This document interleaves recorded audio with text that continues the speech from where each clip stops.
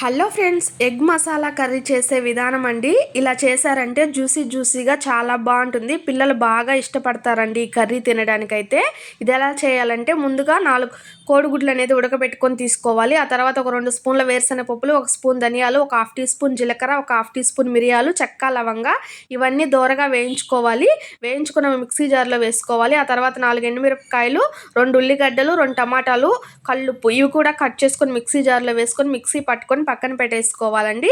ఆ తర్వాత stove on చేసుకొని బాండలు పెట్టేసుకొని 2.5 స్పూన్ వరకు ఆయిల్ వేసుకొని తాలింపు గింజలు, కరివేపాకు, 2 పచ్చిమిరపకాయలు వేసుకోవాలి. ఆ తర్వాత మనం మిక్సీ పట్టుకున్న మసాలా మొత్తం ఇందులో వేసేసి ఒక హాఫ్ టీ స్పూన్ పసుపు, 1 స్పూన్ వరకు కారం వేసుకొని ఒక 2 నిమిషాలు ఉడికిన తర్వాత కొన్ని వాటర్ పోసుకొని ఇంకో 2 నిమిషాలు ఉడికించుకుందామండి. ఇది ఉడికే లోపలైతే కొంచెం సాల్ట్, కొంచెం పసుపు పొడి, 1 స్పూన్ ఆయిల్ అయితే వేసుకొని ఉడకబెట్టుకున్న కోడిగుడ్లు అనేది వేయించుకొని ఈ కర్రీలో వేసారంటే కర్రీ అనేది రెడీ అయిపోతుంది.